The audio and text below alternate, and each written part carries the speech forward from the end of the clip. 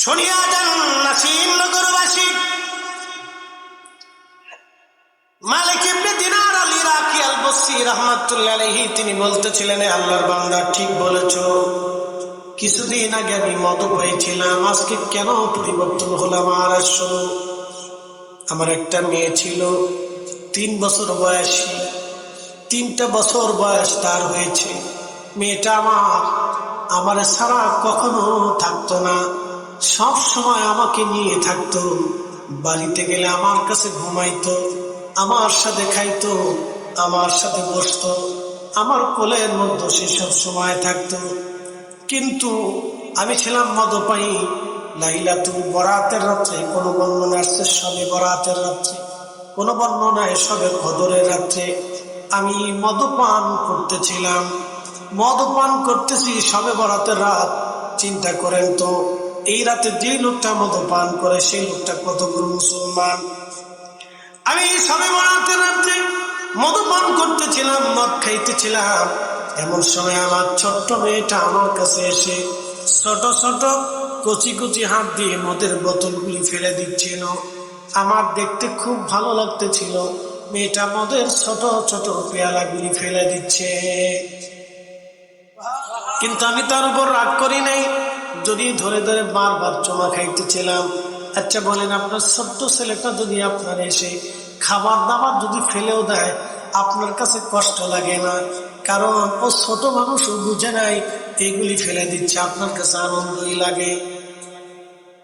মালিক ইবনে দিনার বললেন, ছোট্ট মেয়েটা মদের বোতলগুলি ফেলে দিচ্ছিল, আমার কাছে খুব ভালো লাগলো। ঠিক পরের বছর আবার আমি বরাতের রাত্রিবেলা বসে বসে বসে বসে আমি মদ পান করতেছিলাম।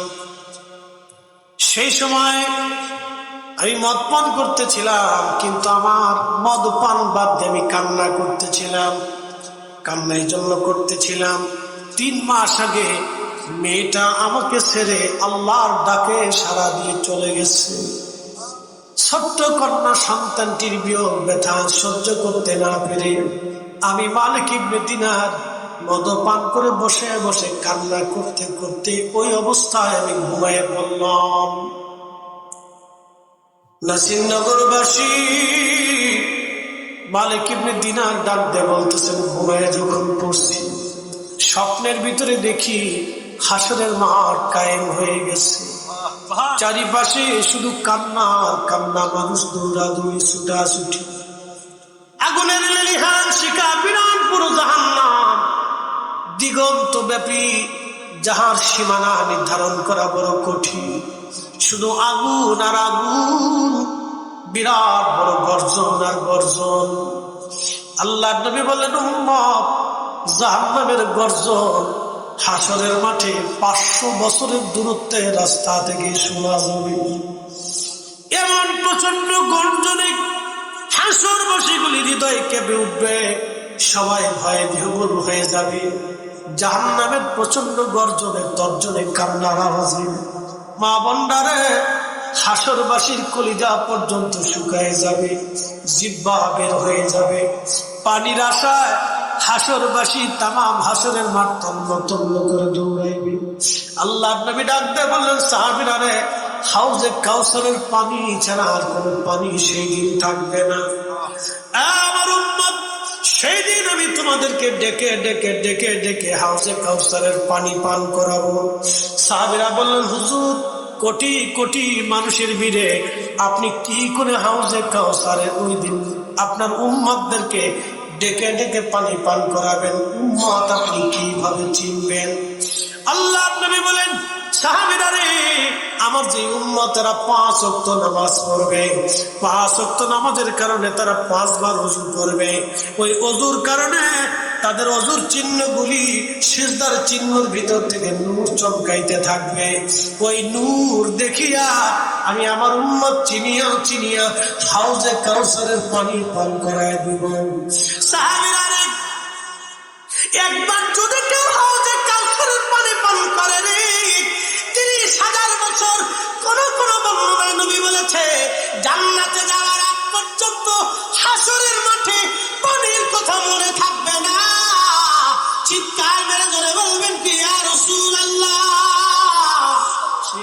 কাউসারের মালিকানা আমার নবীর হাতে থাকবে। একবার জোরে বলা যাবে কি মারহাবা। শ্রেষ্ঠ নবী দিলাম রে তরিয়ে নিতে রোজা হাসরে, ঠিক কিনা? শ্রেষ্ঠ নবী দিলাম রে তরিয়ে নিতে রোজা হাসরে, পথ না ভুলি তাই তো দিলে পাক কুরআনের বাণী। খোদা তুমি মেহেরবানি, সুন্দর ফল সুন্দর ফল, বলেন মিঠা নদীর পানি, খোদা তোমার মেহেরবানি, খোদা তোমার মেহেরবানি। মালিক ইবনে দিনার আল ইরাকি আল বসরি বলতেছিলেন, দুনিয়ার মানুষে হাসরের মাঠ বড় ভয়াবহ। ওই কঠিন মাঠে আমি দেখলাম আমার একটা সাপ দাবড়াইতেছিল, কালো বিরাট বড় অজগর সাপ, চোখ তার একটা তিলক বিশিষ্ট, খুবই ভয়ঙ্কর। এই সাপটা আমার পিছে পিছে আমাকে দাবড়াইতে লাগলো। সারা হাসর মাঠ তন্ন তন্ন করে আমি সাহায্যের জন্য খুঁজলাম, কিন্তু কেউ আমাকে সাহায্য করলো না। হাসরের মাঠের এক কোণার ভিতরে আমি যাই দেখলাম এক বৃদ্ধ লোক সুন্দর পোশাক করে বসে আছে। আমি তাকে বললাম, বৃদ্ধ আপনি সাপ থেকে আমাকে বাঁচান, এটা আমাকে তাড়া করতেছে, ও আমাকে কামড়াবে, মেরে ফেলবে। আজ বৃদ্ধ ডাক দিয়ে বলল, মালিক রে আজকে আমি তোমাদের সাহায্য করার কোনো ক্ষমতা রাখি না, কারণ আমি বৃদ্ধ, আমার শক্তি দুর্বল, তুমি অন্য কোথাও দৌড়ে যাও। মালিক ইবনে দিনার বললেন, আমি দ্রুত গতিতে দৌড়াইতে লাগলাম।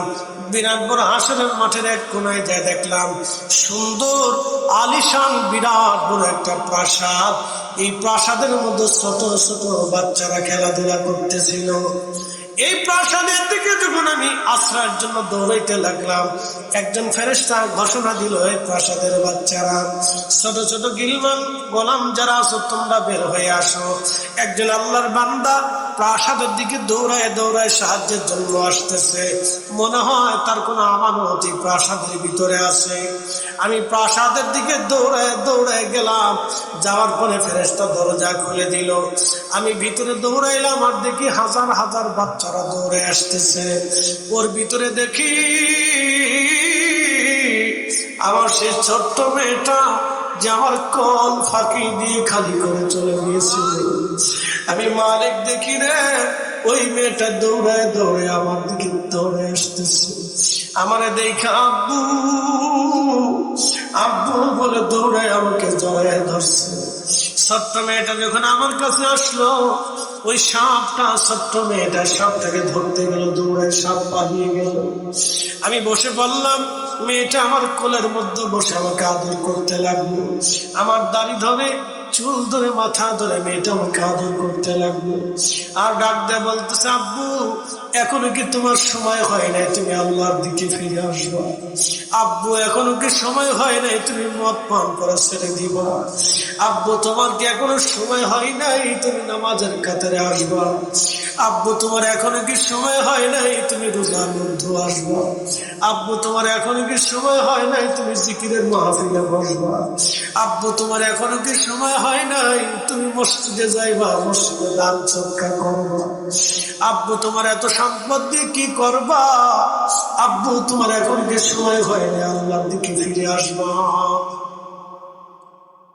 মালিক ইবনে দিনার আল ইরাকি বসরি রাহিমাহুল্লাহ বলতেছিলেন, আমার ছোট্ট মেয়েটা আমাকে কোলের মধ্যে বসে বসে এইভাবে বলতেছিল। আমি ডাক দিয়ে বললাম, মা গো বলবানি আজকে কঠিন হাসরের মাঠে ওই সাপটাকে কেন আমাদের দাবড়ায়?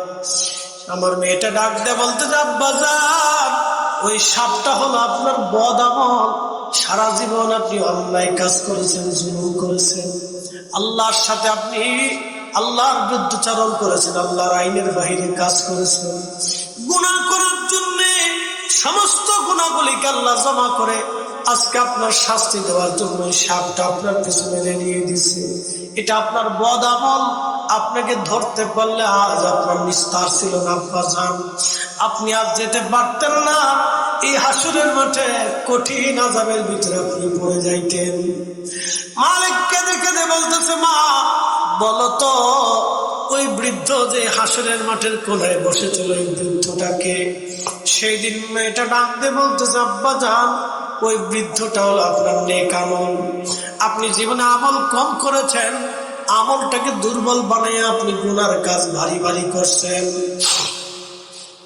আব্বাজান আমলটাকে কম করিয়া গুনার কাজ ভারী করেছেন, ওই গুনাহ হলো সাপ, আর ওই বৃদ্ধটা হলো নেক আমল। আপনি তার কাছে সাহায্য চেয়েছেন, কিন্তু আপনার আমল দুর্বল করে রাখার কারণে আজকে হাসরে আপনাকে সে সাহায্য করে নাই।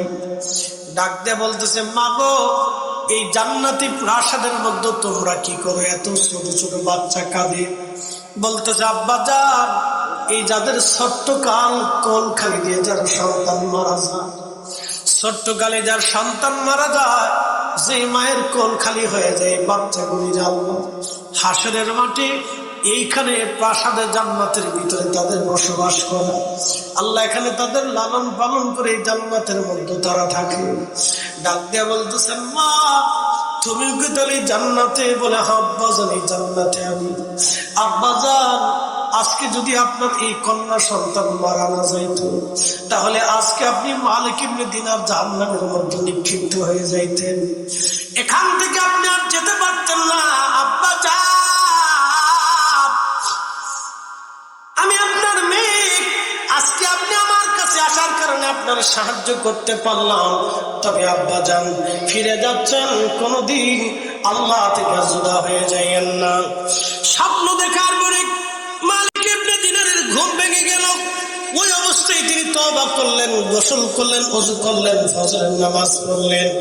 সকালবেলা সারা ইরাকের হাজার হাজার গরিব মানুষদেরকে ডেকে দিয়ে মালিক ইবনে দিনার রাহমাতুল্লাহ আলাইহি তিনি সমস্ত টাকাগুলি, জমানো অর্থগুলি আল্লাহ রাস্তায় দান করে দিয়ে তিনি মিসকিন হালতে আল্লাহর জন্য তিনি বের হয়ে গেলেন। পৃথিবীর এমন কোন আলেম নাই যে ওনার জীবনী না লিখেছেন, এমন কোন আলেম নাই ওনার প্রশংসা না করেছেন। একবার জোরে বলা যাবে আল্লাহু আকবার। হাজরাতে মালিক ইবনে দিনারের জীবনী পরিবর্তন হয়ে গেল, শুধু পরিবর্তন হয় নাই, তিনি এত বড় ওলি আল্লাহ হয়ে গেলেন, এত বড় দরজার ওলি হয়ে গেলেন। মালিক ইবনে দিনার রাহমাতুল্লাহ আলাইহি এত বড় ওলি হলেন, নদী দিয়ে তিনি যাচ্ছিলেন, খুব মনোযোগ দিয়ে নদী দিয়ে যান। নদী দিয়ে যাওয়ার সময় মাঝি ডাক দিয়ে বলল, মালিক পয়সা দাও। মালিক ইবনে দিনার বললেন, মাঝি রে পয়সা দিব কোত্থেকে? আমার তো কোনো পয়সা করি নাই, আমি গরিব মানুষ, কোথাও থেকে আমি পয়সা দিব? মাঝি ডাক দেখায়, মালিক পয়সা যদি না দিতে পারো ঘাট ধাক্কা দিয়ে নদীর মধ্যে আজ ফেলে দেব। দে বেটা পয়সা দে, পাগলামি করার জায়গা পাও না, নৌকায় উঠছো পয়সা দাও, ভাড়া দাও। তো মালিক ইবনে দিনার অনুনয় বিনয় করে বলে, মাঝি রে আমি তো গরিব মানুষ, তুমি জানো আমি দিনহীন, আল্লাহর পথের মুসাফির, আমার কাছে কোনো পয়সা নেই। তো মালিক ইবনে দিনার রে মাঝি ঘাট ধাক্কা দিয়ে নৌকা থেকে বের করতে চায়। আল্লাহ ডাক দিয়ে বললেন, ফেরেশতা তোমরা সব মাছের কাছে খবর পাঠাও, আমার মাছ যেন মুখে করে একটা করে স্বর্ণ মুদ্রা নিয়ে আমার মালিকের নৌকার চার পাশে যেন উপস্থিত হয়, মালিক যত পয়সার দরকার হয় যেন মাঝিকে বুঝাই দেয়। একসাথে বলবেন না হয় না, আরো ধরুন, যে না বলবেন বুঝবো সে কিপটি। আরো জোরে বলে আল্লাহু আকবার। খাওয়ার আসেনি বলি জোরে বলেন, আছে? ফরিদি সাহেবের জন্য মাছ আইবনি? আপনাদের ভিতরে কেউ আসেনি? বাংলাদেশে এখন বহুত জিন্দা ফিরফিরিতেছে, কি কথা কন না? জোরে বলেন, কথা কন না? বহু জিন্দা ফির বাংলাদেশে হচ্ছে, তো বহুত কামিলদার জিন্দা ফিরে গেলে বলেন, তাহলে আপনারা একটু পদ্মা নদীতে যে কিছু মাছের পয়সা করে নিয়ে আসেন। আমরা দেশে সবকিছু দাম সাম বেরিয়ে যেতেছে, কিছু দরকার। উচিত কথার ভাত নাই বাবা, কি কথা কর না কেন? উচিত কথা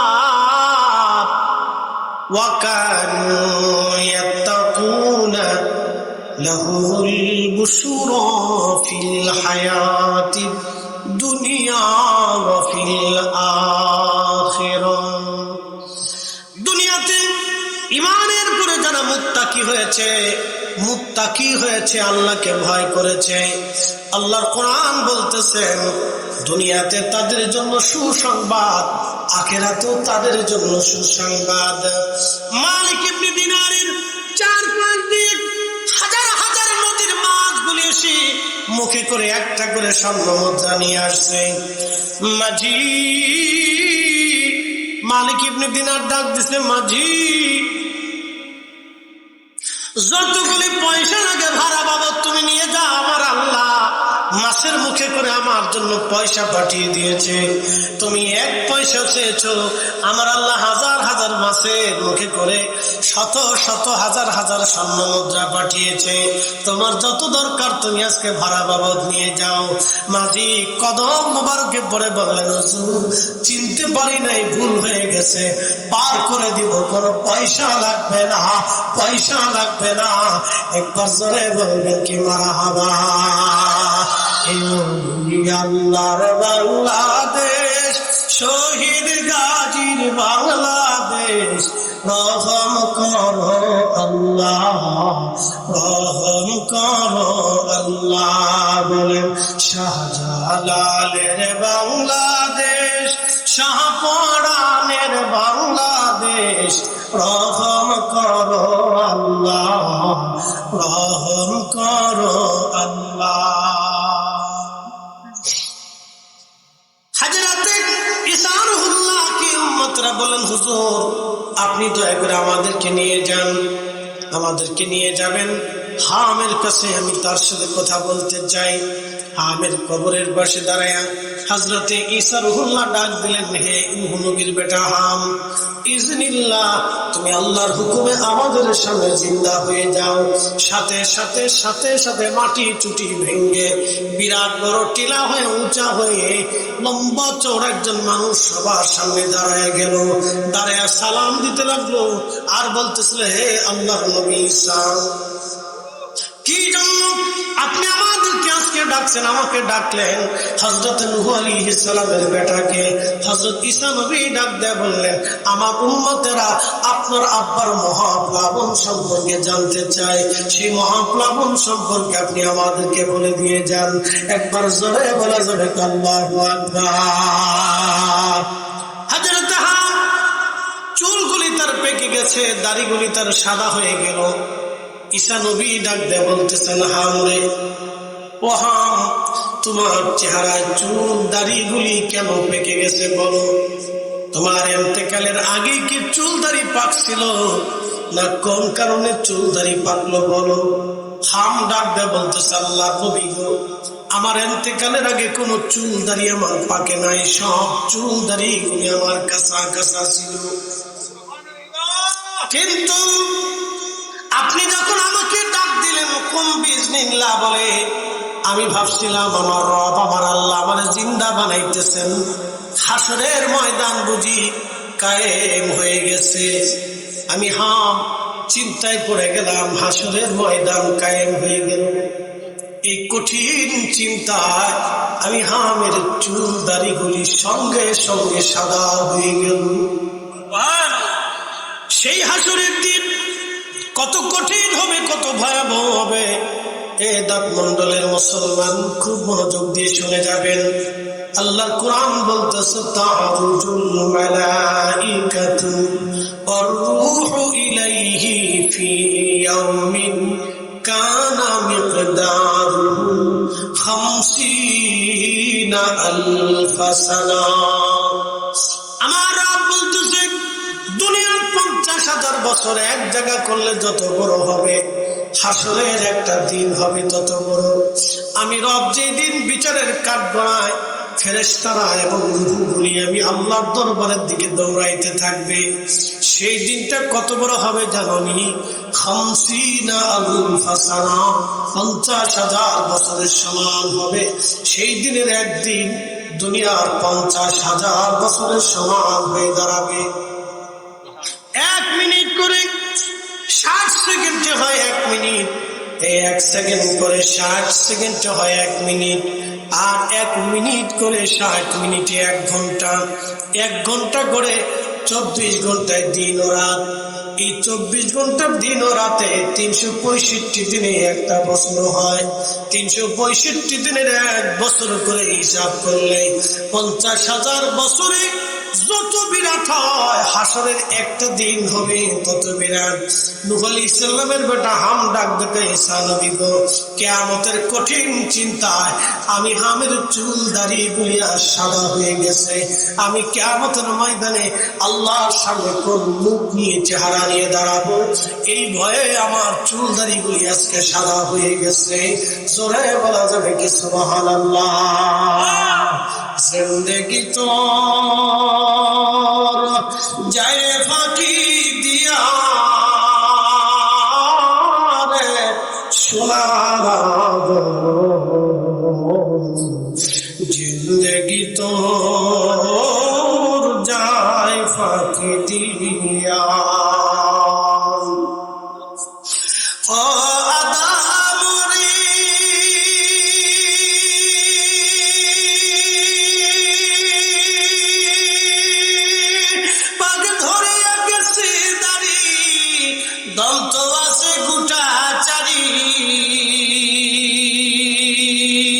সমন জারি গিয়াছে কুড়িয়ারে সোনার জিন্দেগি তো যায় ফাঁকি দিয়া। আল্লাহুম্মা সাল্লি আলা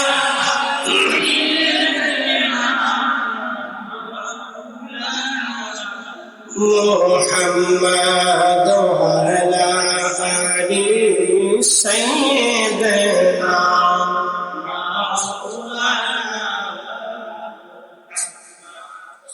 দাঁতমন্ডলবাসী, মেহশরের মাঠ এত কঠিন হবে, ভয়াবহ বেশি দিন। আল্লাহু আকবার। সূর্যটা মাথা বরাবর হবে, সূর্যটা মাথা বরাবর মাত্র 1.5 থেকে 2 মাইল উপরে হবে। তাফসীরের মধ্যে আসছে ওই সূর্যটা এই আয়াতের তাফসীরের মধ্যে ইল্লা তাবাদাতু মির রাহমাতিল্লাহ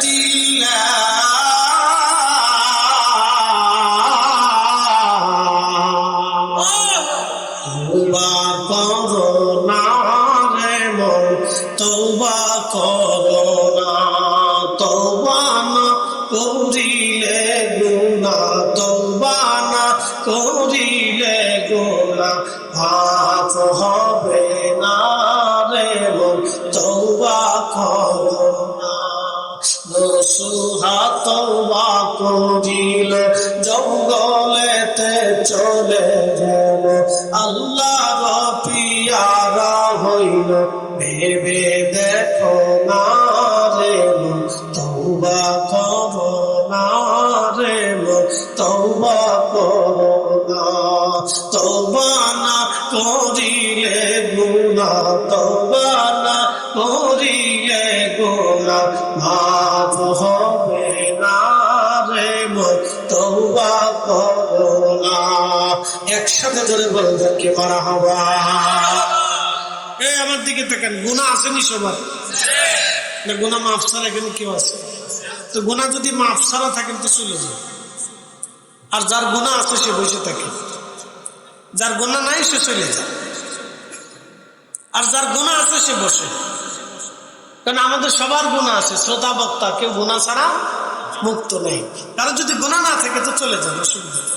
আপনি মাসুম, আপনার রুয়াজের দরকার নাই, মাহফিলের দরকার নেই, দুয়ারও দরকার নেই। আপনি খিচুড়ি খেয়ে চলে যান, দাওয়াত দিয়ে দিন, আপনি তাবারক খেয়ে এরপরে চলে যান। আপনার দোয়া করা লাগবে না, দোয়ার পরে এসেন তাবারক নিয়ে চলে যান।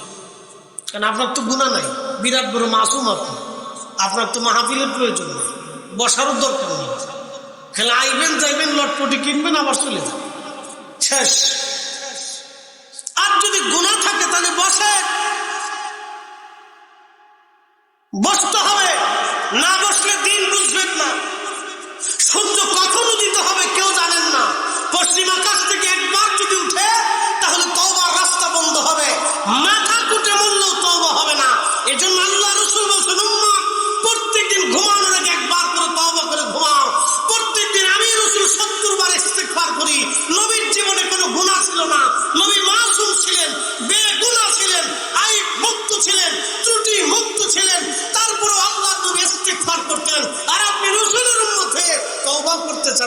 কারণ আমরা দেশে মুনাজাতি বন্ধ হয়ে গেছে। কষ্ট হচ্ছে আপনাদের? এখন এরপরে যদি একটা লোক মাহফিল থেকে উঠেন তাহলে অপমান করে ল্যাংটা করে ছেড়ে দেবো কিন্তু। একটা লোক যদি মাহফিলের ভিতর থেকে এখন উঠেন তাহলে ল্যাংটা করে সারবো করতে হবে। যদি উঠেন তাহলে মাহফিলে আসবেন না, আগে চলে যাবেন। বগিচুগি করার জন্য এখানে মাহফিল দেওয়া হয়নি। আমরা ঢাকার থেকে 4-5 ঘন্টা গাড়ি চলে এখানে আসছি কথা শোনানোর জন্য। আপনি বইবেন মন চুক্তি উঠে চলে যাবেন, এগুলি চলবে না। এটা ক্লাসরুম, এখান থেকে ওয়াজ শুনে তারপর যেতে হবে, না হলে আগে থেকে চলে যাবে। আর ভিতরে ঢুকতে দেবো না, তারপর কোনো সময় আসতে পারবেন না। পরে এসে টুকলা ধরবেন তা পারবেন না। কি কথা বল না কেন? টুকলা তো আমরা তাবারক মেহমানদেরই তৈরি করছি। যারা মাহফিল শুনবে তারা আল্লাহর মেহমান। এর ভিতরে যারা বলবে তারা কার মেহমান? জোরে বলেন কার? তারা কি আমার মেহমান? তারা সবাই আল্লাহর মেহমান। তা আল্লাহর মেহমান যারা হবে তারা মেহমান তো আল্লাহর মেহমান তো বিয়াদবি করতে পারবে না। আল্লাহর মেহমান আল্লাহর মেহমানের মতো বসে থাকতো।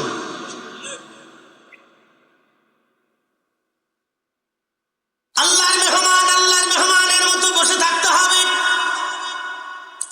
লড়াচড়া করা যাবে না, কথা বলা যাবে না, উঠা যাবে না, লড়া যাবে না। কারণ বহু মানুষ উঠে চলে গেছে আর কোনদিন মাহফিলে ফিরে আসে নাই। বহু মানুষ কবরে চলে গেছে আর কোনদিন দুনিয়াতে আসে নাই। বহু মানুষ মাটির নিচে চলে গেছে।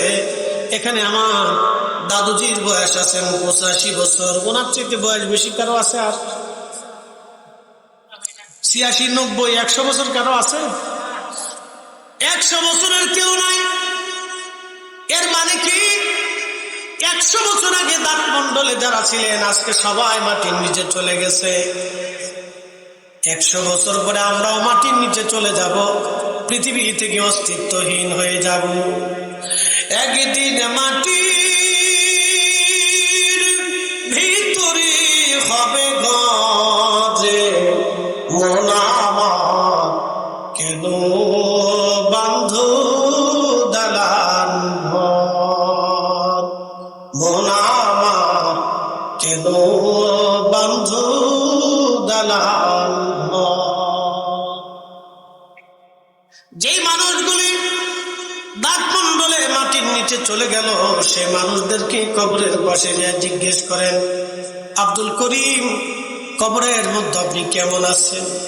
করিম একটাই জবাব দিবে, ভাইরে তোমরা দুনিয়াতে আসো, আমরা আল্লাহর ডাকে চলে আসছি, আল্লাহর দরবারে চলে আসছি। নেকের দরজা আমাদের জন্য বন্ধ হয়ে গেছে। মাত্র 3টা নেকের দরজা আমাদের জন্য খুলে রাখা হয়েছে। একটা দরজা সদকায়ে জারিয়া, দুনিয়া থেকে আমরা প্রবাহিত সওয়াবের জন্য কিছু করি নাই, সমাজের রাস্তাঘাটের জন্য কিছু করি নাই, মসজিদে টিউবওয়েল গেড়ে দেই নাই, মসজিদে জানালা কেটে দেই নাই, মসজিদের সুন্দর ফ্যান বানায় দিয়ে আসি নাই, মসজিদ বানায় না রেখে আমরা চলে আসছি, যার কারণে আমাদের দরজা বন্ধ হয়ে গেছে। 2 নম্বর, এলেমের খেদমত আমরা আলেম বানাই নাই, আলেমদের মজলিসে আমরা বসি নাই, আলেমদের সাথে আমরা বন্ধুত্ব করি নাই, নিজের সন্তানদেরকে আলেম বানাই নাই, কোরআন শিক্ষা দেই নাই, কোরআন শেখানোর জন্য মাদ্রাসা প্রতিষ্ঠিত করি নাই। আমরা ওইভাবে দুনিয়ার থেকে চলে আসছি, দরজা বন্ধ হয়ে গেছে। 3 নম্বর, আও ওয়ালাদিন সলিহিন ইয়াদউ লাহু, দুনিয়াতে নেক সন্তান আমরা রেখে আসি নাই, যার কারণে সন্তানরা আজ আমাদেরকে ভুলে গেছে। যেই যুবকগুলি মাহফিলের জন্য পরিশ্রম করতেছে ওদেরকে তো আপনাদের ধন্যবাদ দেওয়া উচিত, মাথায় করে আপনাদের হাঁটা উচিত, কারণ ওরা আপনাদের জন্য বিরাট বড় খেদমত দিয়ে যাচ্ছে। এই ছেলেগুলি যদি পরিশ্রম না করতো আজকের মাহফিল এখানে হতো না, অসম্ভব ছিল। ওরা আউয়ালাদিন সলিহিন ইয়াদউ লাহু, নেক সন্তানের কাজ ওরা করে যাচ্ছে। ওরা আজকে মাহফিল দেওয়ার কারণে আজকে এই মাহফিলে দোয়া হবে। দোয়ার সময় এই এলাকার সমস্ত কবরগুলি, কবরের উপরে রূহগুলি উঠে আনন্দ করতে থাকে। আজকে দেখবেন বাচ্চারা আনন্দ করে, দৌড়াদৌড়ি করে। আল্লাহ রাসূল বললেন, ওয়া মা কিয়ামত কবরের উপরে রূহগুলি এসে কান্না করে। ওই রূহগুলি তারা দেখতে পায় মাহফিলে কে গেছে, কারণ তাদের চোখে আর কোনো পর্দা নাই। আমরা যেই জগতে বাস করি এই জগতে আমাদের চোখের পর্দা আছে। আমরা সামিয়ানার কারণে আকাশ দেখতে পারি না, মাটির কারণে নিচে কি হয় আমরা দেখতে পারি না, দুই পাশে সামিয়ানার কারণে চারপাশে কি আছে আমরা দেখতে পারি না। আমাদের চোখের পাতা বন্ধ হইলে আর আমরা দেখতে পারি না। এই প্রিয় উপস্থিতি, আমার কথা বুঝে যাবেন আল্লাহ কত বড় শক্তিমান, শুধু চোখের পাতা থেকে বুঝে যাবেন। পাতা বন্ধ হলে যদি চোখে না দেখা যায় তাহলে বুঝতে হবে যে কোনো সময় আল্লাহ অন্ধ বানাইতে পারে। নিঃশ্বাস একটু বন্ধ করে দেখবেন, 2 মিনিট আপনি নিঃশ্বাস বন্ধ করে দেখবেন যে 2 মিনিট আপনি পারেন কিনা। যদি না পারেন তাহলে বুঝতে হবে, পারবেনই তো না। যদি না পারেন তাহলে বুঝতে হবে নিঃশ্বাস ছেড়ে দিলে ভিতরে ঢুকতে আল্লাহ যদি না দেয় তাহলে পৃথিবীতে থাকার সুযোগ নাই। আমরা আল্লাহর ক্ষমতার কাছে অসহায়, একমাত্র আল্লাহ আমাদের সহায়। কথা বলেন ঠিক না বেঠিক? তাহলে হাত উঁচা করে বলেন সেজদা হবে কার? ধরে বলেন নামাজ হবে কার? জিকির হবে কার? তাহলে আজকে থেকে নিয়ত করে দেবো রাব্বি নামাজ আমরা ছাড়বো না। ঠিক কিনা? আপনি যে হালতে দেখেন প্যান্ট পরেন, শার্ট গাইতেন, অসুবিধা নেই, নামাজে যান। খালি ফরিদি সাহেবের মতো জুব্বা গাইতে রাস্তায় হাঁটলে মুসলমান হওয়া যায় না। আমার দেশের বহু মুসলমান আছে দাড়িওয়ালা টুপিওয়ালা, সুদ খায় ঘুষ খায়, এ মুসলমানের নাম, এর নামে মুসলমান, ও কাজে মুসলমান না।